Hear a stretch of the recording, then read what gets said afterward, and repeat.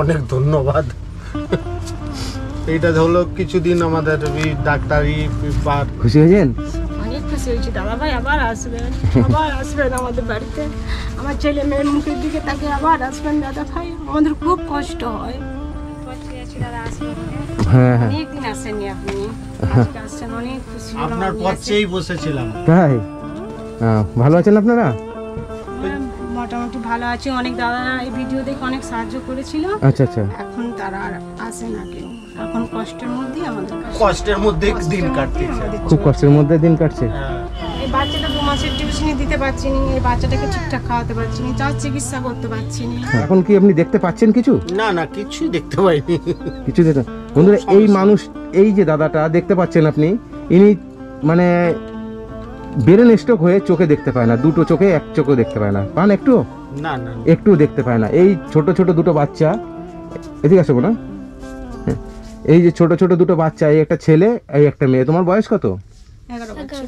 11 বছর। এর বয়স কত? এটা 4 বছর। 4 বছর, আচ্ছা। মানে এই 11 বছর আর 4 বছর দুটো বাচ্চা। আপনি কি করেন তাহলে? কি করে চলে আপনাদের? ওই যখন থেকে যায় কাউকে বললে এরকম দেয়, পাড়া ভর্তি কেউ সাহায্য পায়, হ্যাঁ দেয়। আর ওই রেশন চাল এইসবগুলো যখন দেয় মাসে চলে যায়। এখন রেশন চাল একটু দেরি আছে দিতে, এইসব থেকেই আমাদের চলছিল। আবার ধান দিয়ে গেছিল যে চালটা, ওর থেকেই চলছিল, ভালোই চলছিল। আবার একটু কষ্টের মধ্যে, আবার কষ্টের মধ্যে হয়েছে। মানে আমি যখন প্রথমবার এসেছিলাম, আপনার এক বাড়ি থেকে ভাত চেয়ে আনতে গেছিলেন খাওয়ার জন্য, সারাদিন খাওয়া হয়নি, বাচ্চাদের জন্য আপনাদের জন্য ভাত চেয়ে আনতে গেছিলেন। মানে এই কষ্টটা দেখে আপনাদের কাছে প্রচুর মানুষ সহযোগিতা করতে এসেছিল, তাই তো? এখন আপনাদের কাছে আবার সেই দিন চলে এসেছে। আবার সেরকমই কষ্ট আমাদের এখন। আচ্ছা, আপনাকে ডাক্তার দেখে কি বললো? ডাক্তার কি চিকিৎসা করলে ভালো হবেন আপনি? ডাক্তার তো বলছে ভালো হয়ে যাবে। ভালো হয়ে যাবে? হ্যাঁ। মানে দেখতে পাবেন আপনি আবার? দেখতে পাওয়ার কথাটা এখনো সেও শিওর হতে পারেনি, তো সে বলছে সবটাই আমি দেখছি, আমি ভালো করে এই করবো, দেখাবো। মানে এই হাট্টা খাট্টা জওয়ান, আপনি কিন্তু বয়স কিন্তু বেশি না আপনার, হাট্টা খাট্টা জওয়ান, অথচ মাথায় টিউমার হয়ে পুরো দুটো চোখে অন্ধ হয়ে গেছে। মানে এতটা কষ্ট এই পরিবারটা, মানে কি বলবো, আমার সত্যি নিজেরই খারাপ লাগছে। পথ চেয়েছিলাম কবে আসবে কবে আসবে, পথ চেয়েছিলেন? খুশি হয়েছে আজ। আচ্ছা, খুব খুশি হয়েছেন। আচ্ছা ঠিক আছে, আমি কিছু পয়সা দিয়ে যাচ্ছি এখন। হ্যাঁ, আপনারা বাজেট টাজার করবেন, ঠিক আছে? আর ওর পড়াশোনার টিউশনের পয়সা দেবেন, আর আপনাদের যেটা চিকিৎসা করা সেটা করবেন, ঠিক আছে? আসবেন এরকম মাসে মাসে, এরকম মাসে মাসে আসবেন দাদা, আমাদের সমস্যা হয়। দেখেন, আমি তো এত দূরে থাকি না, সেই কলকাতা দমদম এয়ারপোর্টের কাছে থাকি। অনেক দূরে দাদা। এই বর্ষার সময় এখন মানে সকালবেলা বেরাবো, রেডি হয়েছি, বৃষ্টি, রাস্তায় এসছি, দাঁড়িয়েছি, বৃষ্টি। মানে এই এত কষ্ট করে আপনাদের কাছে এসছি। কেন এসছি? যে আপনারা খেতে পাচ্ছেন না, আপনারা কষ্টে আছেন। আমার মেয়ে সবদিন বলতো মা আর মামাটা আসবে, ঠিক আছে, ওই জন্য আমি ছুটে এসেছি আপনাদের কাছে। যে মানুষ, আমার সবথেকে বেশি খারাপ লাগে যারা খেতে পায় না, যাদের কষ্ট, খাওয়ার কষ্ট। আমি চাই না যে মানুষের খাওয়ার কষ্টটা থাকুক। গেল দাদা, নামতে পারেনি, নামলে ওখান থেকে পুরো ঢলে যায়। মানে বাথরুম করে কোথায়? ঘরের ভিতরে? হ্যাঁ, একটা ছোট ডিবা দিয়ে দিয়েছি, তাতে করে নিচেতে গেলে পড়ে যায়। ও, মানে নিচে নামতে পারে না? মাথা ব্যথা ঘুরিয়ে কতবারই নিচেতে পড়ে গেছিল, সেই থেকে আর দেইনি। দাদা, আপনি কি করতেন জানি? আমি ড্রাইভিং করতাম, গাড়ি চালাতাম। গাড়ি চালাতেন নাকি? মানে গাড়ি চালাতে চালাতে হঠাৎ করে আপনার এরকম ব্রেন স্ট্রোক হয়ে কি হতো? কি যন্ত্রণাটা, মানে মাথায় যন্ত্রণা করতো প্রচন্ড, বিকট, একদম বিকট যন্ত্রণা করতো। যন্ত্রণা করতে করতে তারপরে চিকিৎসা করতে করতে এরকম চোখে পুরো অন্ধ হয়ে গেলেন? হ্যাঁ, আচ্ছা আচ্ছা। মানে সত্যি খুবই খারাপ লাগে। মানে গরিব মানুষের এরকম একটা মানুষ, যদি খেটে খাওয়া, দিন মজুরি খাওয়া লোক, সেই মানুষটা যদি মানে কাজ করতে করতে ব্রেন টিউমার হয়ে মাথায় যদি অন্ধ হয়ে যায়, সেই পরিবারটার বাচ্চা কাচ্চা নিয়ে কীভাবে চলবে তারা? আমার সত্যি খুব খারাপ লাগে। ঠিক আছে, আমি কিছু টাকা দিয়ে যাচ্ছি, আপনারা আপনাদের ইচ্ছা মতন বাজেট হাজার করে নেবেন, আর টিউশনি পয়সাটা দেবেন, ঠিক আছে?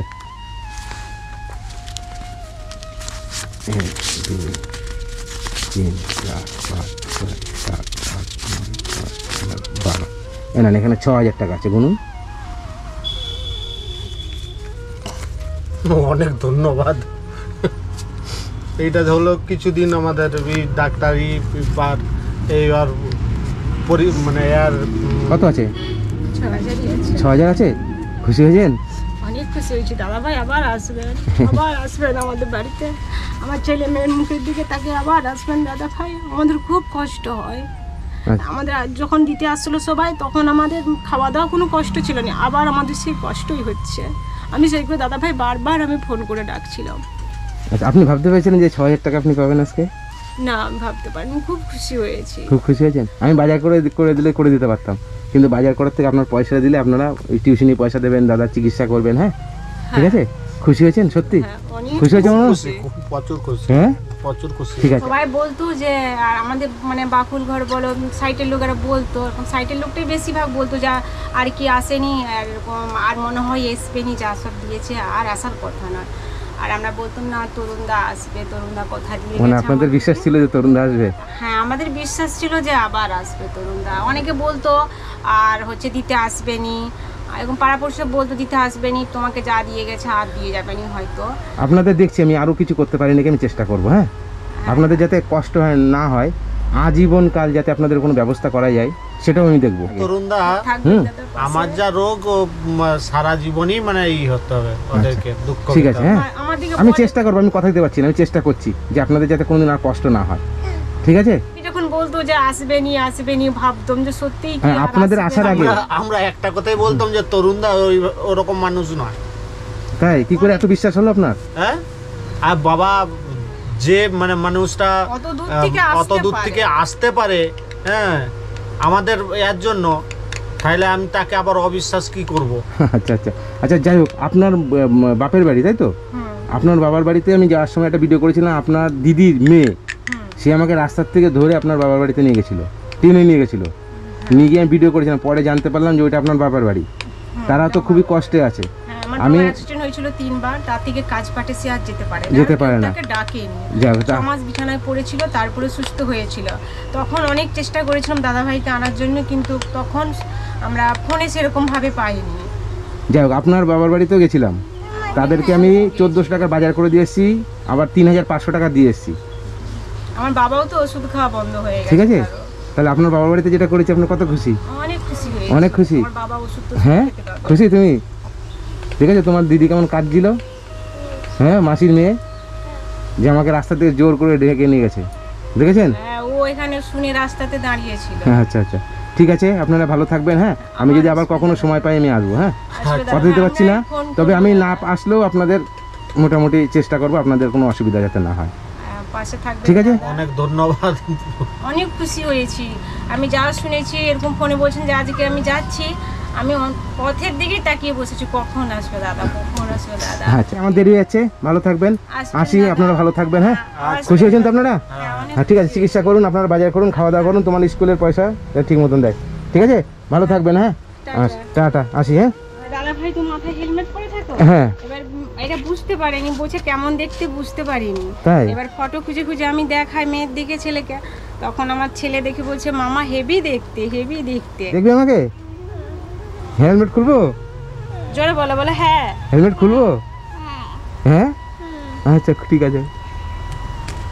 বলছে হেলমেট পরে থাকলে মামাকে চিনতে পারিনি, মামা দেখো, কেমন দেখেছো? দেখতে। হ্যাঁ, কেমন দেখতে আমার? ভালো দেখতে। প্রায় বলে মামাকে হেলমেট পরে থাকে, মামাকে চিনতে পারে যায়নি, কেমন দেখতে মা। এর থাক। ফটো খুঁজে খুঁজে দেখলে তো? বাচ্চাগুলোকে তুমি দেখেছো আমাকে? হ্যাঁ, আচ্ছা ঠিক আছে, ভালো থেকো, টাটা। ঠিক আছে, ধন্যবাদ, হ্যাঁ। হ্যাঁ হ্যাঁ, টাটা দেখে দাও মামাকে, টাটা। টাটা। আবার আসবে, আচ্ছা আচ্ছা, ঠিক আছে। দেখে নাও দাদা। হ্যাঁ হ্যাঁ।